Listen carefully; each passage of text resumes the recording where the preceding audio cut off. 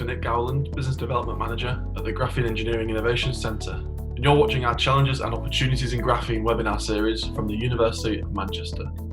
In this episode, we'll hear from Dr. Craig Dawson and Dr. Liam Britnell, both application managers at the Geek, and they'll be presenting on the thermal conductivity of graphene and how this property of graphene and of other 2D materials can be applied to improve heat transfer and thermal dissipation in many different technologies and across multiple market sectors. Welcome everyone to our fourth public webinar. This one's titled Thermal Management Using 2D Materials. Quite a broad topic, but quite an interesting topic, I think, especially for industry. So today we have two presenters. We have Craig Dawson and Liam Britnell, both application managers at the Geek. So we're starting off with Liam. Liam's already presented, I think, 2 webinars publicly. So some of you might know him by now. Liam's got a background in graphene and 2D materials research at the National Graphene Institute in Manchester. And as well as other things, was part of a startup that was one of the first graphene producing companies. He now leads our printed electronics area, but he's very much an all-rounder as well, which is why he's presenting this. And then following Liam will be Dr. Craig Dawson, also a PhD from Manchester in energy storage materials. And Craig has over 20 years experience in industry from sectors such as coatings, specialty chemicals, polymer, energy, all with a theme of nanomaterials. Although he don't look old enough, I don't think, for 20 years commercial experience, but he promises he does have it. So yeah, so he's doing something right. What I'll do now is I'll hand over to you, Liam. Go ahead with the webinar. Thanks both of you for doing it. Yeah, thank you, Nick. Thanks for the introduction, and of course, thanks to everyone who's made it on here to join. Yeah, it's always nice to speak to a full room, I guess. So Greg and I are going to start with, I guess, some of the core basics around thermal conduction, because it's going to be important to understand this sort of microstructure and how that we can sort of maximize the benefits in these applications. But then, yeah, as I say, Craig's going to swiftly move on to some of the more sort of practical considerations for using these systems. So it's not really any surprise, I guess, that thermal management is going to be an issue that, you know, that as we progress towards sort of greater and greater functionality in devices, and you know, typically we're trying to cram those into smaller and smaller sort of form factors. The thermal management is going to be something we need to care about. And of course, heat's a byproduct of almost any process, you know, that we can imagine. And it's our job really as material scientists or product developers to find, you know, develop new materials and new systems to try and dissipate this heat and maintain safe and acceptable working temperatures. And of course, I guess on one hand, you've got, you know, the amount of heat that's going to be generated is going to be dependent on the efficiency of a process typically. So I bet that most of us still sort of flinch at the sight of someone grasping a fully lit light bulb, because we're used to obviously the heat that's generated by these older tungsten filament type bulbs, whereas the LEDs, of course, that we use today running higher efficiency and much lower temperature. But that said, sort of LEDs still producing 4 or 5 times more heat than light, so overheating is a problem, and it's a common failure mode, that overheating. So, you know, if it isn't handled properly. And of course, that's true in many other areas as well. And we can, you know,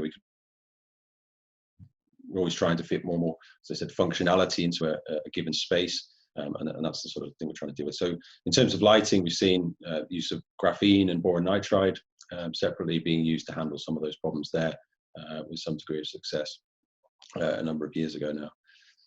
So, of course, in a broader context, in electronics, has to deal with the same problem, you know, fitting more and more devices onto a circuit board or inside a chip, and that needs to be dissipated to the environment. And this is often approached with thermal interface materials, which Craig's going to discuss in a bit more detail, or heat spreaders, which is what I'm going to look at with some detail. And then, you know, and as we looking beyond the requirements that we have now, we're sort of looking towards sort of new functionalities that are being built into things, you know, such like flexible electronics, where we're always asking these materials to work in new ways. And of course, we're then placing greater demand and requirements on that whole system, not just the active parts, but also the sort of thermal management components as well. So it's one of the issues which I think we'll look at today is having in mind with some of these other properties, developing perhaps more mechanically robust or flexible materials that can be used for these purposes. And of course, you have the same problems in batteries, fitting more and more power into battery-powered vehicles. Big gains in the last couple of decades in battery development have primarily been around making better use of space. That is having a greater portion of the battery having being the active component that's going to be generating the heat. And if we're looking towards the future of things like all electric aircraft, as well as the big advances that need to come in the capacity that these batteries and the power that they can deliver, we also need to think carefully about how we manage the heat that they're going to generate when weight is going to be an issue. And then one last point I want to make, just in way of motivation, in aerospace, I guess particularly in satellites, one of the issue that we're facing is perhaps slightly different in nature. And there's an expectation that in the coming years, the number of low Earth orbit satellites, which there are a few thousand today, is going to grow rapidly. And because these are orbiting the Earth in quite a short time period, they're constantly going in and out of the Earth's shadow, going from the sort of very cold environment of space to the sort of full blaze of the sun. So again, dealing with thermal management in this issue, especially when you can imagine that maintenance during operation, once they're in orbit, is going to be very, very challenging. So I think it's safe to say that thermal management is an issue that covers probably the full gamut of industry sectors, and obviously that's why there is an interest in what we're talking about today. And I just want to first cover some of the basics, just to sort of lead in really to Craig's part. So of course, what is thermal conductivity? It's the ability of a material to conduct heat. We know three main heat transfer modes. We have conduction, which is what we're going to talk about, but also radiative and convective dissipations. These we won't touch much on in the talk today. So of course, in solids, the thermal conduction is dominant. We don't have this macroscopic movement of molecules, so heat is going to be transferred by these agitations, which are going to be passed from one atom to the next, or from one molecule to the next. And the depiction we have on the right-hand side here, there's a non-equilibrium situation set up where we have a heat source on the right-hand side and a heat sink on the left. And of course, we're going to, as the atoms on the right-hand side are energized by this introduction of heat, they will pass this agitation on, and heat will spread throughout the material. And this is governed by Fourier's law. So the thing we're really interested in is this K value, the thermal conductivity, and the amount of heat, or the rate of heat flow, will then be dependent on this number, which is heavily dependent on the material properties, and that's really what I want to get to now, and as well as the sort of local temperature gradient. So if we look at material like graphene, I think it's worth to say, firstly, that while graphene has this high electrical conductivity, it doesn't have the high number of high density of electron states like a metal, for example. So whereas in metals, the heat is primarily carried by the electrons, in graphene and other 2D materials where we're more limited in the number of free electrons, the heat is carried by these so-called phonons. If we take this situation where we have a solid with the heat on one side, and we're having this, and I'll describe what I mean by these phonons in a second, but we have this heat flow throughout the material, and it's the peculiarity of these so-called phonons that give rise, I think, to the interest in graphene for these kind of applications where heat spreading or dissipation is needed. So as I said, a phonon is the name given to describe these sort of collective excitation of atoms. And in graphene, these phonons, as they're called, can travel sort of unusually large distances without interruption. So in the absence of things like defects and alike, the thermal conductivity in graphene can reach exceedingly high values. But of course, in most scenarios, we have at least some level of disorder. And so in order to maximize the performance that we're getting out of these components, or these thermal management components, it's really key to understand what the effects are on this thermal conductivity, how we can mitigate them, and that's going to allow us to optimize to a great deal the properties. So let's try and understand. I was a bit reticent to put up equations, but if we have this K, or this kappa, the thermal conductivity, so this is going to be related to three things in simple terms. So one is the amount of heat that can be carried by these phonons. The second is the speed at which they move, and the third is the distance at which they move without scattering or interacting with the material. So we can imagine that in a situation where the faster these are moving, the further they're moving, the more heat that's going to be carried. So these are the numbers that we want to kind of maximize in order to make most benefit of a thermally conducting material. So let's say for the sake of argument in graphene, let's fix the amount of heat and the speed of these carriers to start with, and think about this mean free path. And if we look at three scenarios, the first where we have a single crystal of graphene, perhaps millimeters or even centimeters in size with very few defects, we're going to have a large thermal conductivity around that of graphite, but in certain situations can exceed that of graphite. We can think of another situation where we have perhaps a polycrystalline material with grain boundaries, perhaps with occasional vacancies or add-atoms, and these are going to act to reduce our thermal conductivity to so-called extrinsic thermal conductivity. And then we could perhaps think of a third scenario where we have something more like a graphene paper, or a laminate, as they're sometimes known, of compacted sheets of graphene nanoplatelets, for example, compressed together. Typically, we're going to see values even lower again, perhaps in the order of a few hundreds. And just sort of a reference, so typical thermally conducting metals might be order of a few hundred, 400, 500, 600. Plastics may be down the sort of 1 or even less than 1 watt per meter range. And of course, these are very rough numbers. We can't, it's going to depend very much on the structure of the material and the method of assembly for these films as to what the number we're going to measure is.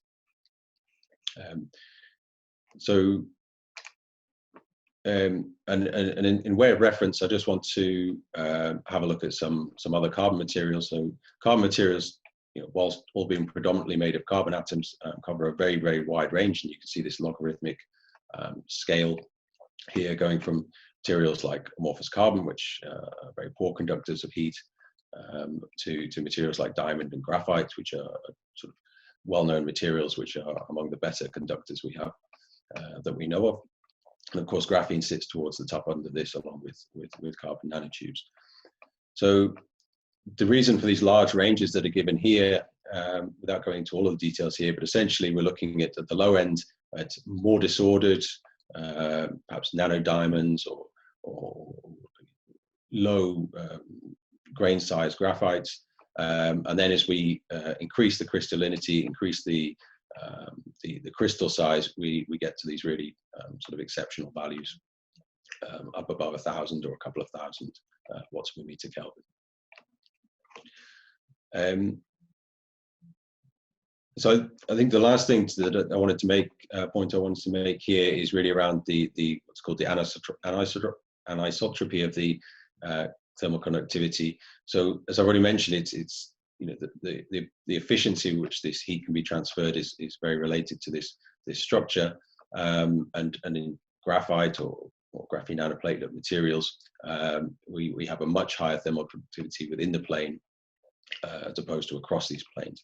And this is very important to understand for when we're trying to develop materials for heat spreaders or thermal interface materials, because it's control of the orientation of these flakes within the structure, although difficult to achieve, is going to give us another degree of freedom, another level of control of the heat flow. So last thing I wanted to do before I hand over to Craig was just try and bring some of these ideas together and look at some of the applications, or look at one of the applications, which is probably one of the bigger single uses by volume of graphene in the marketplace today. I think probably quite well known now is that Huawei have these graphene based heat spreaders used within, I think, most of their smartphone product range. And that's a performance improvement over things like pyrolytic graphite sheets that are in place today. But I think it's also looking towards the future when we're talking about integration with flexible electronics, for example. And we also make use of the better mechanical properties that these have. They can be flexed more times. They can be withstand sort of higher, more challenging conditions from a sort of durability point of view. So I think, while it's probably quite well known about the use of graphene in these kinds of architectures now, we hear that that other smartphone makers are to some extent playing a bit of catch up here and trying to integrate the similar kind of technologies within their new product ranges. Perhaps what is a little bit less well known is how these type of materials are typically made, and I think there seems to be a sort of settling towards a sort of standard-ish process for these kind of things. So if you remember the sort of argument we made on the previous slide, so we want perhaps a highly aligned, highly crystalline sheet or layer of sheets.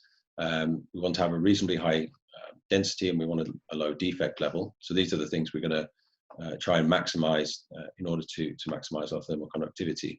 And there's a nice way that we can do this is through using graphene oxide as an intermediate. So I think what is quite a quite well understood process now is that if we're taking graphene oxide, which we know we can produce in large sheet sizes, we can produce a high portion of very thin layers of graphene, monolayers, bilayers, etc. And we can then spin those, or we can coat those onto the surface of onto some substrate, and through the drying we get this sort of self-assembly and self-orientation of a very sort of conformal coating on the surface.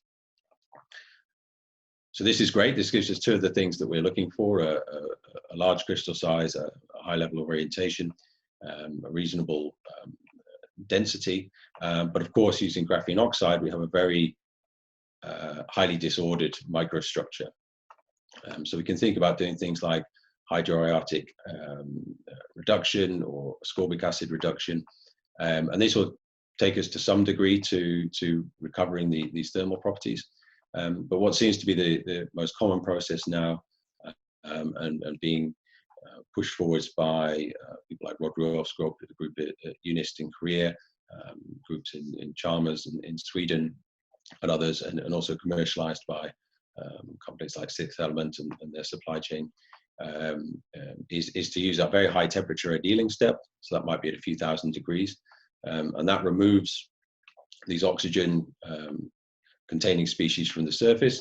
But then as you go to higher temperatures, also starts to repair the film, gets rid of gas trapped in between the layers, and so on.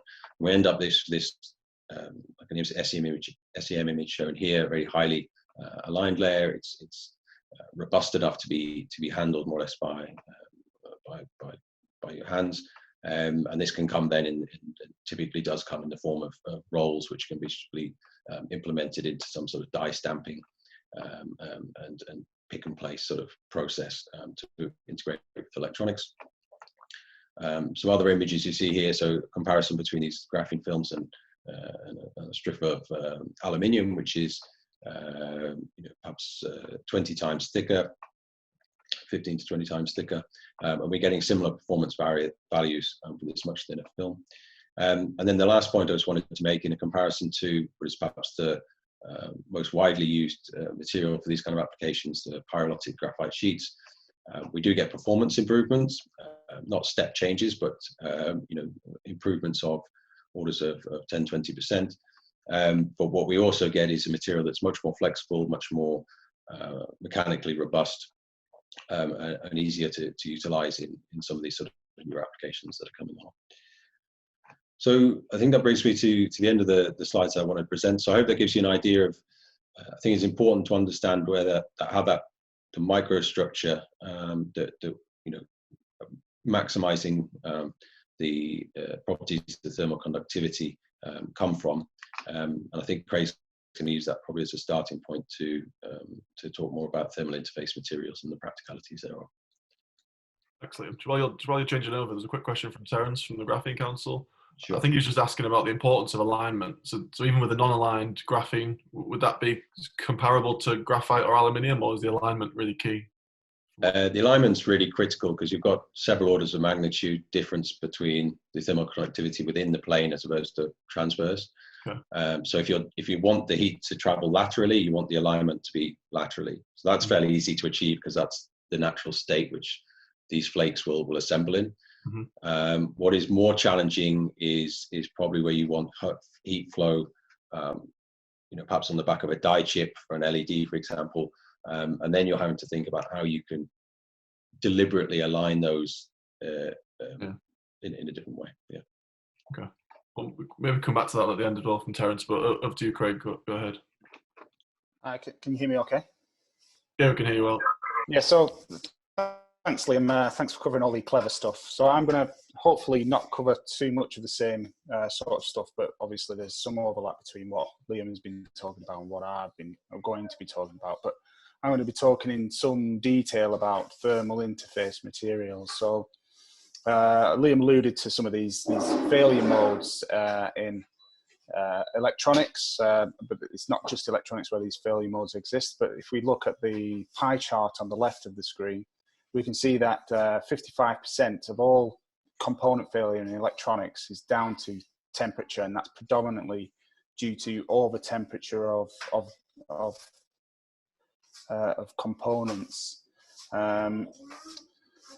The market for these thermal interface materials, they're not new, but they need to make themselves better because we're growing into a more connected and digital and electronic world. So the chart there from RDTechX talks about millions of square meters already in production of these thermal interface materials.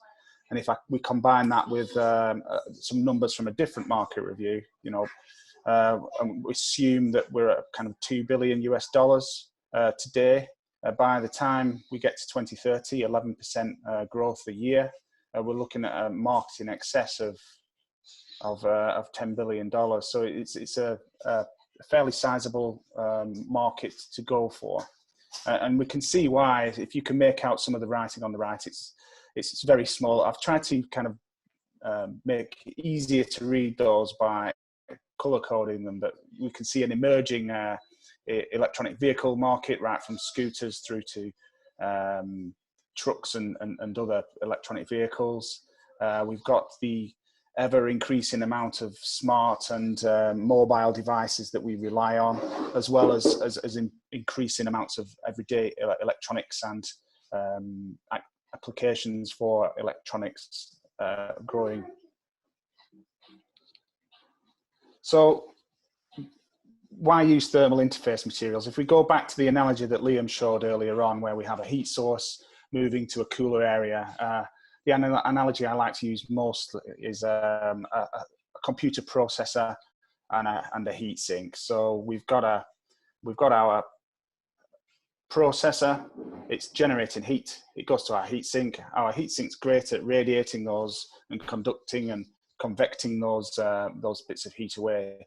And like Liam said before, metals are generally pretty good at this job. If a typical heat sink might be made from aluminium, we're in the few hundreds of watts per meter Kelvin. It's doing a good job. It's doing exactly what it's supposed to do. You can even get plastic ones of these for really low end use, and even those few watts per meter Kelvin are sufficient for the application. Where they start to fall down is where we don't have an ideal marrying of those two services, which is in most cases. So if you're heat source and heat sink look like this, really you need to be getting a new one. But it serves the purpose of trying to demonstrate what I'm talking about here. That air gap, if we take the thermal conductivity of air, it's several orders of magnitude lower than where we need it to be to effectively move that heat away from the heat source. And quickly we can see why that might lead to over temperature and failure due to component failure. So the heat sink basically can't work well enough. So simply, all the thermal interface material does is fill that interface with a material that's thermally conductive. And we can see from the image that's what we've done here, and we've reinstated that effective thermal flow. And in today's market, typically paste pads and adhesives are used, and those are in the low single units of watts per meter Kelvin. But they already give us longer lifetime of components and therefore longer system lifetimes. I don't know if they eliminate, but they at least reduce the need for liquid cooling and reduce your power consumption because you don't need to run your fan quite as much. And where again, I'll use the processor analogy, where we might need to want to run our processor faster, we can enable that by allowing our heatsink to work more effectively. We can overclock the processor, run it faster, do more and better games. So that's pretty much why we use a thermal interface material. There is some consideration to be had in our choice of thermal interface material, which brings me onto this slide. It's quite a complicated slide. There's lots of different kinds. You need to consider where and when and how you're going to use this. It's simplified in this table to some extent in that basically they are liquid and they're solid types. So we see at the top of the solid category, we see the sheets that Liam was talking about. And on the left-hand side, we see things like gels, solders, and greases. We also see liquid adhesives, which start as a liquid, but probably end up more as a solid. But, there's a lot of different things that you have to consider. So what do you want your thermal interface material to do? I use the example of a grease on a heat sink and a processor, but you might want it just to simply fill a gap between a heat source and the outside body of a thing. So the example I can think of readily is in batteries, where your batteries are generating heat and you want to transfer that outside of a module. You can fill that entire space between the battery and the outside of the module with a thermal interface material. Do you want to bond your heat sink to your heat source or not? Do you need to? Does it need to be clamped? Where is the optimum operating temperature? Is your thermal interface material, is it suitable for that temperature? Is it suitable for the environment? Is it physically robust enough? Is it mechanically stable enough, to do the things you need? So there are whilst the thermal conductivity is a very important factor, it's not the only factor that needs to be considered when you're designing these or when you're designing to use these. So the thermal interface materials of today do need to be better, and the main performance limitation is around that thermal conductivity. So if we look at the chart on the right, which is the one, I'm just repeating that from Liam earlier on, we see that graphene has a really, really good thermal conductivity. I talked to a large multinational company who makes consumables for the electronic industry, including thermal interface materials, and they quoted a figure of mid tens of watts per meter Kelvin can give them a real gives their people using their components in the design phase the real ability to change the electronic components that they're making. For example, they might be able to get away with eliminating completely a liquid cooling system, and that's a real design change and a real step change in performance. And that was around 50 watts per meter Kelvin. And by using materials like graphene, graphene, we can move to put 10 to 2000 there, but really 10 is picking up the graphite part. So sp2 carbons, I've tried to broaden myself out there a little bit. Great. Can I ask a question while you're on that slide? Yeah, go on. Which hexagonal boron nitride, where would that fit on that graph in terms of conductivity? Yeah, I'll come to that. So, right. Yeah, by adding graphene, we can start to see why these materials can become more thermally conductive. Graphene is also physically and chemically robust, which I wanted to mention boron nitride. So there are other advanced materials, other advanced 2D materials, boron nitride being the probably the most well-known of those. So the beauty of boron nitride, it has a similar, so 2000 watts per meter Kelvin, Nick, is the answer to your question, around there, but it's not electronically conductive. I should have probably said that it's not electronically conductive, but it's thermally conductive. So where you might need to isolate your material more effectively than you might with a carbon based thermal interface material, which will be conductive, there are other options. There are more than just boron nitride as well. There are some of the advanced ceramic materials which are pushing into the hundreds of watts per meter Kelvin as well. This chart, again, I've just pulled this directly off an RD Tech X presentation. But you can see some of these carbon-based thermal interface materials are claiming to be pushing those boundaries of those mid to high tens of watts per meter Kelvin.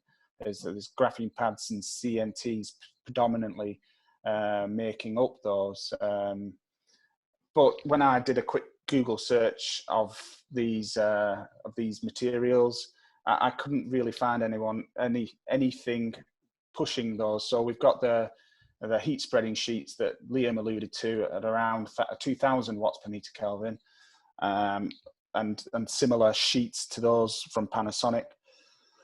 The nearest thing I found from an sp2 carbon point of view that I could buy was this IC graphite thermal pad at 35 watts per meter Kelvin.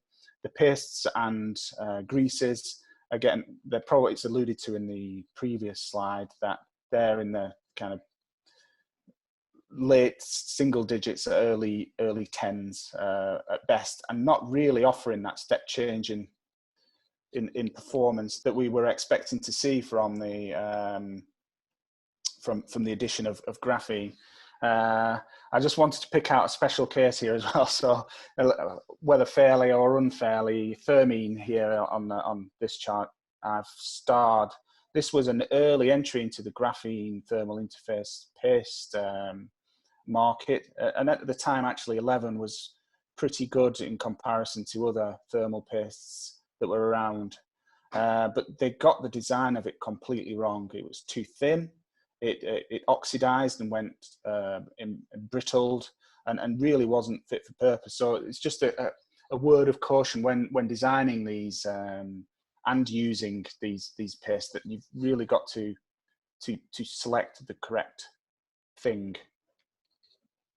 So where has somebody got it right? So this is a recent press release from Fujitsu.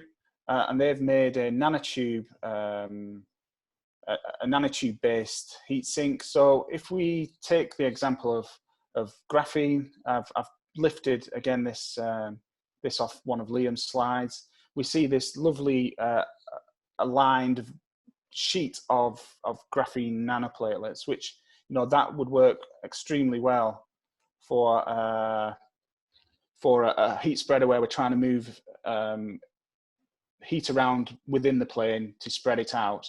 But when we have a thermal interface material, actually it stops us working more as effectively as we need to, because we need to move the heat from the heat source through to the heat sink perpendicular to the plane, so through the Z plane, which is difficult to achieve. And what Fujitsu have done here is devised a method for standing up these carbon nanotubes in line and getting these quite remarkable 100 watts per meter Kelvin thermal conductivities within their pads.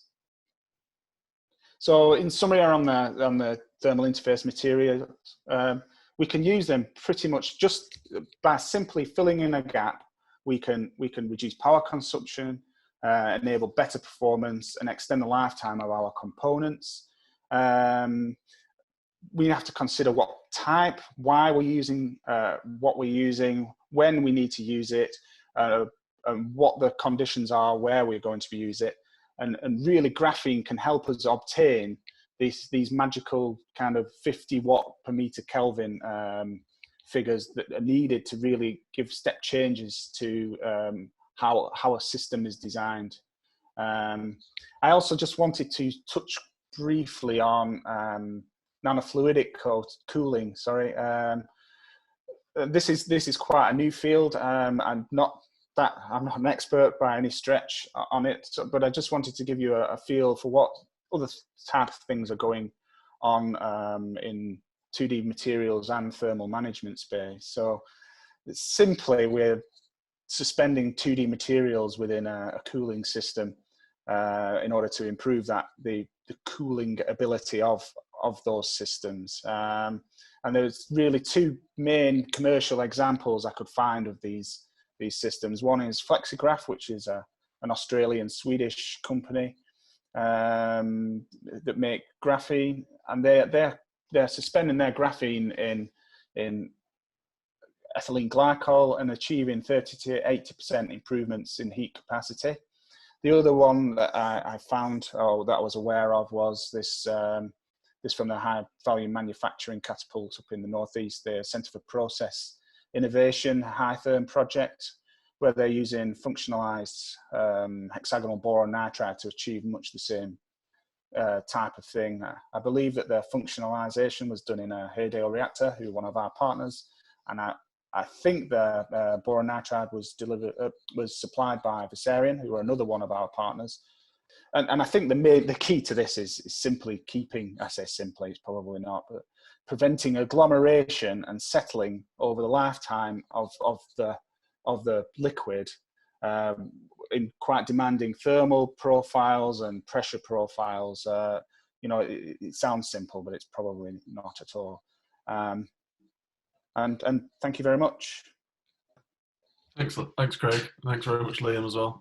Another fascinating insight into a good application for graphene. Any questions from anyone? Feel free to unmute yourself and call out, or put yourself in the chat. Let me open up the chat. Is that a question from you, Martin Agnew, Airbus? Hi there, it's Martin. I've used these 2D materials in the past, and they're fascinating, and I totally agree with you about orientation. But the anisotropic can actually be used, and the flexibility can be used as an advantage in the design phase at the system level. I'm very interested, though, about getting above 1500 watts per meter Kelvin in plane for graphene versus, if you look at diamond is 1500 watts per meter Kelvin isotropically with single carbon bonds. Is this thermal conductivity in plane above 1500 watts per meter Kelvin due to the alternate double carbon bonds in the graphene? Yeah, perhaps I can. Hi, Martin. Yes, I mean the absolute values you're going to get for the thermal conductivity is going to then depend on this phonon dispersion, etc. in the material. I mean in the intrinsic thermal conductivity of graphene. So in the absence of defects and other sort of scattering mechanisms with perhaps substrate, yeah, you can certainly expect to get upwards of 2,000, perhaps up to 3,000 in some of the publications of these graphene.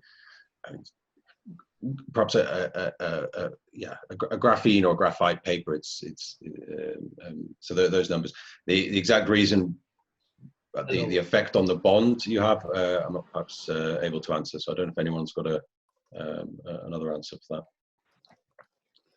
that. Anything to add? No. Yeah. Is anybody working on this in either the NGI or University of Manchester or the GEEC? So we're working on, as I think you know, in some areas to do with similar types of multi-layered graphene films. but we're not actively working on on producing these heat spreaders. I think they're probably at a level of commercialization now where they're probably there's a lot of they're being produced by perhaps even in the ton quantities. So it's not something we're actively working on. Anything to add on that, Martin? Yeah, if anybody wants to get in touch with me about this, it'd be very interesting because I'd like to run a little experiment with the geek on this. I'd like to understand the mechanism. Okay. Who's the academic, Liam, that's working on this on thermal systems? There's a lot of work obviously going on in things like composite materials. But in heat spreaders, I'm not aware of any. Right, okay. There was another question around engine coolant. So from Vera, what is the economic perspective of using these graphene in engine cooling systems? There is obviously work going on in coolants and in lubricants. Liam, do you want to just add anything there? I know some of it's confidential. In engine coolants? I think so, yeah. I mean, from my point of view, from my point of view, with the work that was going on, at least with the Centre for Process Innovation, that was around high-end computing. So probably orders of magnitude from a cost performance point of view, away from engine coolants. Where a cost of failure is extremely high, and I'm not saying that an engine, isn't high, but cost of failure of a high-end bit of computing, can justify the costs for the nanomaterial use. Whether we see that coming down in line with a drop in price that we expect to see for things like graphene, I guess time will tell. Thanks. There's another question here, but before we do that, I'm just going to post, like I do every time, just a link to a survey. If you can, while we're on this call, if you could all just fill in the survey, let us know if you found it interesting and other things you'd like to see in future surveys. That'd be really useful. The link is in the chat now. 1 second. There you go. Another question was about, I think it got sent to you, Craig, anyway, directly, but how are these thermal conductivities measured for things like graphene and hexagonal boron nitride? Are they for flakes that are suspended on a substrate, or practically how are they measured? Yeah, you go ahead, Liam. Yeah. So there's quite a number of ways. So I would say generally there's a challenge with measuring getting an accurate number for thin films. I mean, that's just a general issue, and I think it's sort of rearing its head as we are requiring these applications where we're having thinner and thinner things. So there's an active group, I think, which has been reopened at National Physical Laboratory, and part of the things they're looking at is that issue of just measuring thin films. But there is there's a whole raft of ways to measure thermal conductivity. The ones that we would typically use are things like laser flash, where you're looking at sort of a transient effect of heating on one side and measuring on the other, but that would be really applicable to something that you can form into a thicker sort of puck, perhaps a few millimeters in thickness. But one method which has been used to measure single graphene, which is obviously one of the very thinnest materials that we know of, but isn't university applicable, is something called opto-Raman measurements, where essentially the spectroscopic signature you get from Raman spectroscopy is dependent on the temperature of the material. And if you design your experiment carefully and take into account other heat loss mechanisms, you can look at the changes in the spectra to determine, at least model then, the thermal conductivity. So that's been something that was used, I think, right back to 2007 by Blandin in the States. Cheers, Liam. We've got a question from Danilo from Goodell, one of our tier 1 partners. Danilo, do you want to ask your question? Yeah, thanks. One of my partners, one of my customers, they are looking for a solution for automotive radiators, right? So they have the AC radiator as well as the automotive engine radiator. And they're asking me about what would be the most efficient substrate to use in order to look for more thermal efficient on the radiator. So I'm not sure what to indicate to him. Would that be a paste, a coating on the current aluminum radiator, or what kind of substrate would be more efficient? That's what I'm trying to ask on more harsh applications, such as in applications in a car, such like that, high temperature, high vibration, and things like that. Do you mean the radiator itself, Danilo? Yeah, they want to apply something. They don't know if it's a paste, if it's a coating, if it's a painting, if it's a layer in between. The radiator itself, something to improve its efficiency. Yeah. Yeah, I guess some of the heat spreaders that Liam has alluded to. My feel for the design of these is always to pay attention to the fact that if the more material you add, the harder, the more retention of heat you're going to get.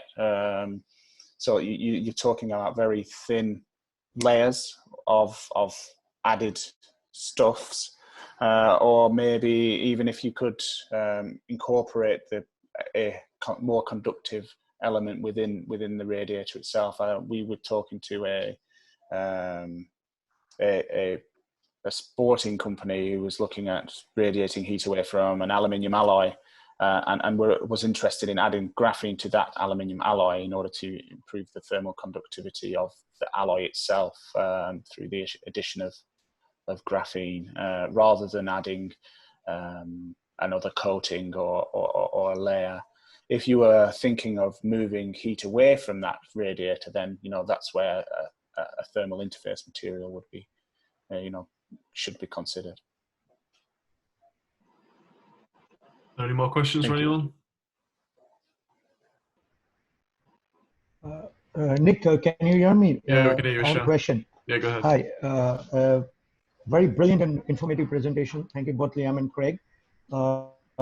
My question, I'm from India, Ishan Ravesha. We have a manufacturing unit in pigments and also in some particular part of graphene areas. My question of today is, there are a lot of variables when we are looking out for end application of the graphene in any of the end application areas. One is the material of construction or the material of a particular end product. Second is, as Liam just said, is shape and design.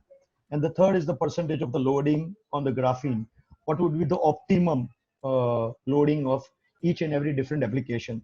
Now, what was my question is, for an individual, does each and every individual industry should be having a different set of testings for application in their own field? Or is it a universal, one particular product can be tested in multiple?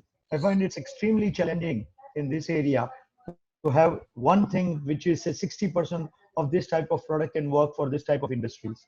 So I would like to have a little more information from both Liam and Craig.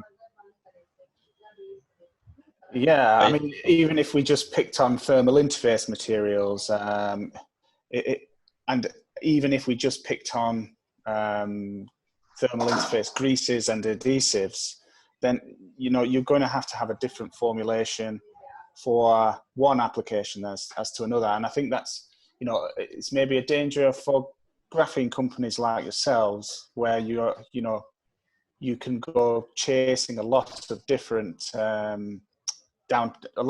alloys, and really the danger is that you don't really get anywhere in those in any of those alleyways. But with regards to it's a broader question than just thermal materials, I think. That's my input anyway. Yeah, but plus one thing, I mean, I guess the point I was trying to get across is that it's the performance of these materials is highly dependent, firstly on the as I kept saying, the microstructure, and a control of orientation. So I think of the planes, if you like, of the graphene. So I think in order to make it a product that can be applicable to as broad a number of sectors as you can, if you can have, for example, a composite, and you can control in some way the orientation of that, then you have something that is applicable to to a thermal interface material, to a heat spreader, or it can be applied as a as a coating or whatever. I think it's that control at probably the micro level, which isn't simple to do. Granted, Yeah. but there are ways which you can align fibers or coated fibers within elastomeric compounds to maximize heat flow in a direction that that you need it. So I think in order to make it as broadly applicable as possible, it's having that control, fine control at that level that gives you. So all you need to do Ishan, is find a way of solving everybody else's problems by making the graphene do exactly what you want it to do. Yeah. Thank you, Liam. Thank you, Craig. Appreciate it. Thanks, Ishan. That was a good question. We're nearing the end now, so I think we'll leave it there. Just a reminder again, if you could all fill in the survey that I posted, that would be really useful. I think probably calls for another webinar in the future around thermal management again. It's one of the biggest applications so far of graphene materials, so there's probably scope there to look at some of the more commercial applications. But so that's the end of our public webinar schedule so far, but we are planning on scheduling more webinars. There are none yet on Eventbrite, but please keep a lookout on LinkedIn and Twitter and things, and you'll see the next webinars from us. As always, get in touch with us at The Geek if you want to discuss things further and discuss projects. We're always happy to talk to people and companies, so please do that. Again, through the survey is the best way to do that from here. I think we'll leave it there. Thanks again to Liam, thanks again to Craig. If there's nothing else to add from you guys, I think we'll end the webinar there. So thanks very much. Thanks everyone for joining as well. Thanks everyone. Thanks all. Bye. Cheers. Bye-bye.